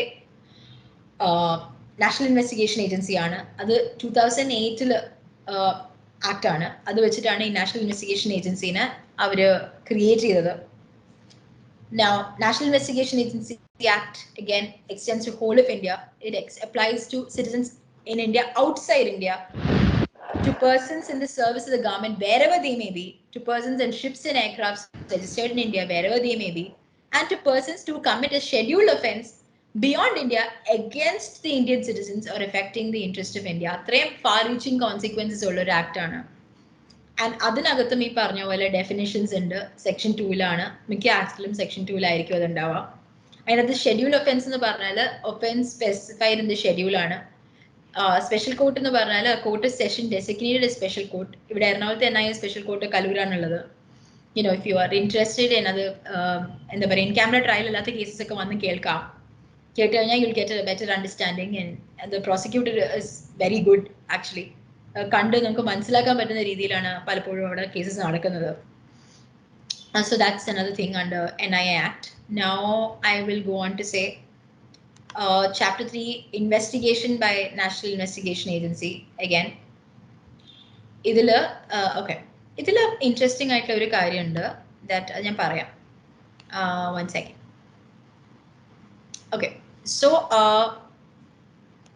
1 second. Investigation of scheduled offenses. അപ്പം നേരത്തെ പറഞ്ഞ പോലെ എങ്ങനെയാണ്, I think 3 minutes 2 minutes ഉള്ളൂ. I don't think I'll be able to cover that, but hopefully next time that aspect I'll cover next time. എങ്ങനെയാണ് NIA investigate ചെയ്യുന്നത്, എങ്ങനെയാണ് ഇൻവെസ്റ്റിഗേഷനിലേക്ക് എത്തുക, അത് 2 മെത്തേഡ് ഉണ്ട്. സുവോ 2 ആയിട്ട് ചെയ്യുന്നത്, പിന്നെ സ്റ്റേറ്റ് ഗവൺമെന്റ് ആപ്ലിക്കേഷൻ കൊടുക്കുക, അങ്ങനെ കുറേ രീതികളുണ്ട്. Another thing that I wanted to touch upon is conspiracy ഇല്ലേ. കോൺസ്പിറസി അണ്ടർ 2 സ്ഥലത്ത് ക്രൈംസ് വരുന്ന സമയത്ത് എന്താവും എന്നുള്ളതും കൂടി I wanted to touch upon it, but probably next time. But keep that in mind. What happens, this is a question that you guys can answer later to yourself. Now, what happens when there is conspiracy that which is like in relation to a terrorist act, as well as നമ്മുടെ IPC conspiracy വരുന്ന സമയത്ത് what happens എന്നുള്ളത് I really want you to understand. കാരണം if you look at ഈ പറഞ്ഞ UAP ആക്ടിന്റെ അകത്ത് there are several provisions, okay, from 15 മുതൽ 22 വരെ. അതായത് terrorist act, punishment for terrorist act, punishment for raising fund for terrorist act, punishment for conspiracy, punishment for organizing terrorist camp, punishment for recruiting, harboring a member of terrorist gang, holding proceeds of terrorism, punishment for threatening witness എന്നൊക്കെ പറഞ്ഞിട്ട് പോകുന്നുണ്ട്. So I want you to wonder on this, think about it. Section 18, actually അത് ഇന്ന് ചോദിക്കാലോ മാം, ഇപ്പൊ ആർക്കെങ്കിലും answer ചെയ്യാൻ പറ്റുമെന്ന്, because everybody studied IPC, no? Okay, it's an extremely interesting question. Section 18 of UAPA Act, punishment for conspiracy പറയുന്നുണ്ട്. അതായത് whoever conspires or attempts to commit or advocates, abets, advises or incites directly or knowingly facilitates the commission of a terrorist act or any act preparatory to the commission of terrorist act shall be punishable with imprisonment for a term which shall not be less than 5 years, but which may extend to imprisonment for life and shall also be liable to fine. Section 18 നമ്മുടെ 120B ഏതാണ്, എന്താ നിൽക്കുക എന്നുള്ളത് ഏതെങ്കിലും student online വന്ന് പറഞ്ഞു തരുവാണെങ്കിൽ I'll buy you chocolates. Anybody interested? Students, ആർക്കെങ്കിലും ഇൻട്രസ്റ്റ് ഉണ്ടോ to answer the question? എന്ത് പറ്റി? ലൈക്ക് ഒരു സ്പെഷ്യൽ ലെജിസ്ലേഷൻ പറയുന്നുണ്ടെങ്കിൽ അതായിരിക്കുമല്ലോ എടുത്ത് നിൽക്കുന്നുണ്ടാവുക. Okay, can you like ഒന്ന് സ്ക്രീനിൽ വരാൻ പറ്റുമോ? ക്യാമറ ഒന്ന് ഓൺ ആക്കാൻ പറ്റുമോ? പറ്റില്ല. ആണോ മാം? ഇല്ല, ആക്ച്വലി MN മാത്രമേ പറയില്ല, എനിക്ക് പേര് തന്നെ കാണില്ല. Nihal. Okay, Mohammed Nihal. Okay. Okay. How do you plan on explaining it? I'm going to do one thing. I've taken punishment for conspiracy, and I am going to take നമ്മുടെ IPC 120B കൂടെ I'm just going to take that. 1 second. 1 second. I'll just take that and tell you.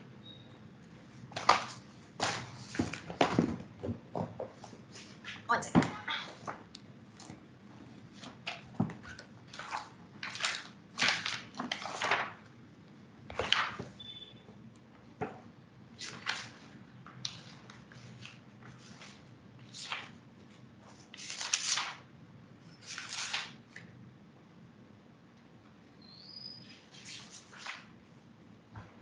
Okay, so I have 120B with me. Okay, and I have section 18 with me. Okay, two under. So section 18 says punishment for conspiracy, etc. Whoever conspires or attempts to commit or advocates, abets and advises or incites directly or knowingly facilitates the commission of a terrorist act or any act preparatory to the commission of a terrorist act shall be punishable with imprisonment for a term which shall not be less than 5 years, but which may extend to imprisonment for life and shall also be liable to fine. That is section 18. 120B, punishment for criminal conspiracy. Whoever is a party to a criminal conspiracy to commit an offence punishable with death, imprisonment for life or rigorous imprisonment for a term of 2 years or upwards, shall, where no express provision is made in this code for the punishment of such a conspiracy, be punished in the same manner as he had abetted such an offence. Whoever is party to a criminal conspiracy other than a criminal conspiracy to commit an offence punishable as aforesaid shall be punished with an imprisonment either for a description of a term not exceeding 6 months or with fine or both. Now, Mohammed, why do you say ഇതിലാണ് നിൽക്കുക ഇതിലാ നിൽക്കുക എന്ന് പറയാൻ കാരണം എന്താ? അല്ല, നമ്മളിപ്പോ IPC എന്ന് പറഞ്ഞ ഒരു അതിന്റെ ബേസിക് ലോ, ക്രിമിനൽ ലോയുടെ ബേസിക് ആയിട്ടുള്ള ലെജിസ്ലേഷൻ ആണ് ഇത്. UAP ആണെങ്കിൽ ആ ഒരു ഏരിയയിൽ മാത്രം എക്സ്പെർട്ടീസ് ഉള്ള ഒരു ലോയാ, അതായത് ടെററിസത്തിന് വേണ്ടി മാത്രം ഉള്ളത്. അപ്പോ അപ്പൊ നമ്മൾ അങ്ങനത്തെ ഒരു കോൺസ്പിറസി നോക്കുമ്പോൾ നമുക്ക് എപ്പോഴും UAP ആയിരിക്കുമല്ലോ നമുക്ക് നിലനിൽക്കുക. സാധാരണ ഒരു കോൺസ്പിറസിയും ടെററിസ്റ്റ് കോൺസ്പിറസിയും വ്യത്യാസം ഉണ്ടല്ലോ. ഐ മീൻ നമ്മൾ IPCയിൽ ഉദ്ദേശിക്കുന്ന കോൺസ്പിറസി അല്ലല്ലോ നമ്മുടെ ഈ UAP എക്സ്പ്ലെയിൻ ചെയ്തിരിക്കുന്ന കോൺസ്പിറസി ആണോ? Okay, അപ്പോൾ അതിലാണ് interesting. I'll tell you this. Section 26 of General Process Act will give you the answer. അത് പലരും നമ്മൾ മറന്നു പോകുന്ന ഒരു ആക്ട് ആണ്. അതായത് നമ്മളിപ്പോൾ പറയും ഇതിങ്ങനെയാണ് ജനറൽ സ്പെഷ്യൽ, ഇത് മാത്രമേ ആലോചിക്കുള്ളൂ. പക്ഷേ it's very interesting to know the general process ആക്ടിന് ഇങ്ങനെ സർപ്രൈസിങ് ആയിട്ടുള്ള സമയങ്ങളിൽ you can use it. So I think എല്ലാവരും ലോ പഠിക്കുന്ന സമയത്ത് രണ്ട് സാധനം വായിക്കണം, ഒന്ന് ലിമിറ്റേഷൻ ആക്ടും ഒന്ന് ജനറൽ പ്രോസസ് ആക്ടും. കാരണം ഇത് പലപ്പോഴായിട്ട് ഭയങ്കര ഇംപ്ലിക്കേഷൻ ആപ്ലിക്കേഷൻ ഉണ്ട്, ആൾക്കാർ മറന്നു പോകുന്ന സംഭവമാണ്. പക്ഷേ സെക്ഷൻ 26 ക്ലിയർ ആയിട്ട് പറയുന്നുണ്ട് provisions as to offences punishable under 2 or more enactments. Where an act or omission constitutes an offence under 2 or more enactments, then the offender shall liable to be prosecuted and punished under either or any of those enactments, but shall not be liable to be punished twice for the same offence. അപ്പം ശരി, ഇതെടുക്കാൻ ചോ, ഇത് എടുത്താലുള്ള benefit എന്താണെന്ന് വെച്ചാൽ I mean section 18 എടുക്കുകയാണെങ്കിൽ അതിൽ etcetera എന്ന് പറഞ്ഞിട്ടൊരു ടേമും കൂടിയുണ്ട്. അപ്പം what you can do is punishment conspiracy ഏതിന്റെ താഴെ വന്നാലും അതിന്റെ കൂടെ തന്നെയുള്ള ഈ എക്സെട്ര അപ്പോഴും ഇതിൻ്റെ അകത്തെടുത്ത് നിർത്തിയെടുക്കാൻ പറ്റും എന്നുള്ളതാണ്. That's what makes it so interesting. People ignore, okay, etcetera എന്ന് പറയുന്ന വേർഡ് കാണുക പോലും ഇല്ല, പക്ഷെ എക്സെട്രയ്ക്ക് അവിടെ വാല്യൂ ഉണ്ട്.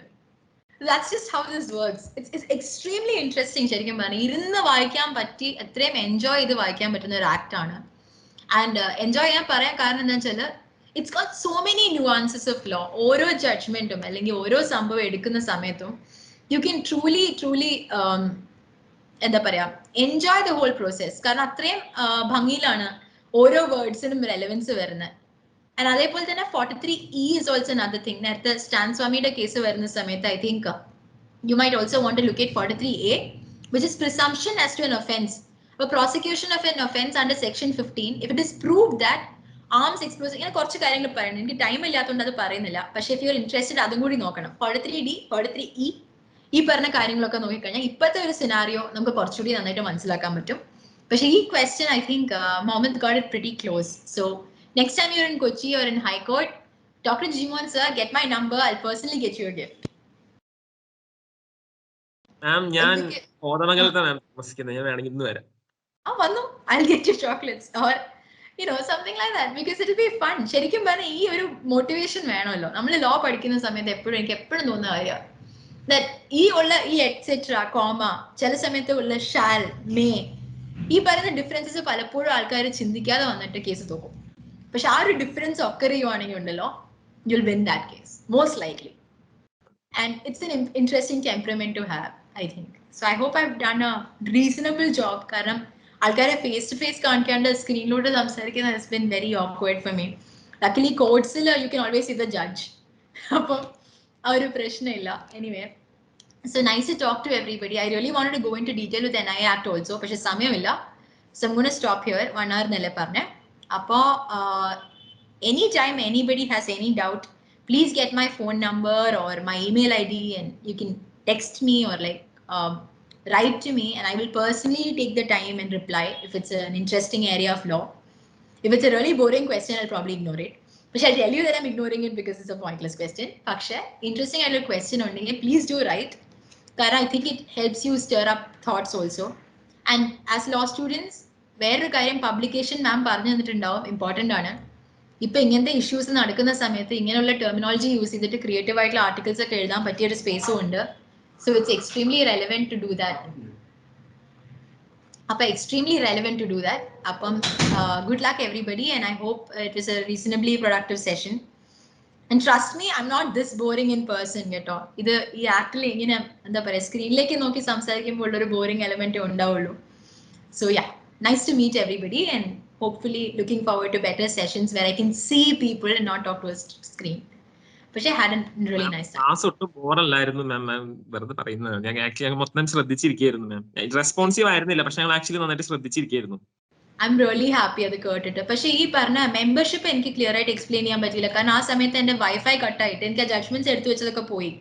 വാട്ട് ഹസ് ഹാപ്പൻഡ് ഇസ്, എൻ്റെ ഒരു കൊലീഗിന് കൊറോണ പിടിച്ചു. സോ എനിക്ക് എൻ്റെ 2 ഓഫീസ് ഉണ്ട്, അതിൽ ഒരു ഓഫീസിൽ എനിക്ക് പോകാൻ വയ്യ. ഇതിന്റെ കണക്റ്റഡ് ആയിട്ടുള്ള നോട്ട്സ് ഒക്കെ ഇരിക്കുന്ന ആ ഓഫീസിലാണ്. അപ്പൊ പെട്ടെന്ന് ഞാൻ ഇന്ന് വന്നിട്ട് പിന്നെയും പ്രിപ്പയർ ചെയ്യേണ്ടി വന്നു. സോ ആ മെമ്പർഷിപ്പിന്റെ ഭാഗമായി really wish you would read on your own. അതിന് ജഡ്ജ്മെന്റ്സ് ഉണ്ട്, membership to a banned organisation എങ്ങനെയാന്നുള്ളത്. അപ്പൊ ഇതിന് മുമ്പുള്ള ലോ ഇപ്പോൾ ഉള്ള ലോ എങ്ങനെയാണ് കാണുന്നത് എന്നുള്ളത് പേഴ്സണലി ഒന്ന് വായിച്ചു നോക്കുക. കാരണം ആക്ട് പേഴ്സേ പറഞ്ഞല്ലോ, ഞാൻ വായിച്ചു തന്നല്ലോ നേരത്തെ, അത് ഒഫൻസ് എങ്ങനെയാണ് ട്രീറ്റ് ചെയ്യുന്നത്, മെമ്പർഷിപ്പ് ഓഫ് ബാൻഡ് ഓർഗനൈസേഷൻസ് വേണ്ടിട്ട്. പക്ഷെ അതിൽ ജുഡീഷ്യൽ റെസ്പോൺസ് എങ്ങനെയാണെന്നുള്ളതും കൂടി ഒന്ന് വായിച്ചു നോക്കുക. Because that will explain in detail. എനിക്കത് പറയാൻ പറ്റില്ല എന്ന്, probably next time. And thank you so much. I'm so happy, Mohammed. You've made me so happy. ഇത് കേട്ടിട്ട് എനിക്ക് ഭയങ്കര സന്തോഷം. I always felt guilty, like, you know, Jijimon സാറിനോടൊക്കെ മാച്ചപ്പ് ആവുന്നുണ്ടോ. എനിക്ക് I used to like sit in the front bench സാറിന്റെ ക്ലാസ്സിൽ. ടോട്ട്സ് ആണ് എന്നെ പഠിപ്പിച്ചത്. And I will never forget any of the examples or any of those cases. Donald versus Stevenson ഒന്നും ഒരിക്കലും മറക്കാൻ പോകുന്നില്ല. Thank you so much, sir. It's been like, so it's actually been 12 years. Okay, 12 years. And I still remember first year classes. Thank you, sir. Thank you so much, everyone. Thank you, Niharika. It's really wonderful to listen to students when they teach in the classroom. Sir, കേൾക്കുന്നില്ല sir. കുറച്ചൊക്കെ. It's wonderful to listen to my students when they teach in the classroom. Sir, I hope I have not ruined it. No, you're wonderful. You're a wonderful teacher also. Thank you, sir. Yes, going back to the formalities. Yes. Thank you very much, ma'am, for taking time out and being here today. It's a very informative section of anti-terrorism law procedure and practice, which significantly enhance a fund of knowledge, and wish you all the very best for all the ventures in your life. Thank you so much for coming here, ma'am. Thank you so much. And I would like to welcome Shimati for the vote of thanks. Yes. Good afternoon, all. Mark Gregorius College of Law is privileged to have organized this webinar on anti-terrorism law, procedure and practice. We're extremely grateful to Advocate Niharika Himaraj, Managing Partner at PMN Legal, who graciously accepted our invitation to become an integral part of this webinar. Thank you, ma'am, for taking time off your busy schedule to be here with us today and sharing your knowledge on this platform.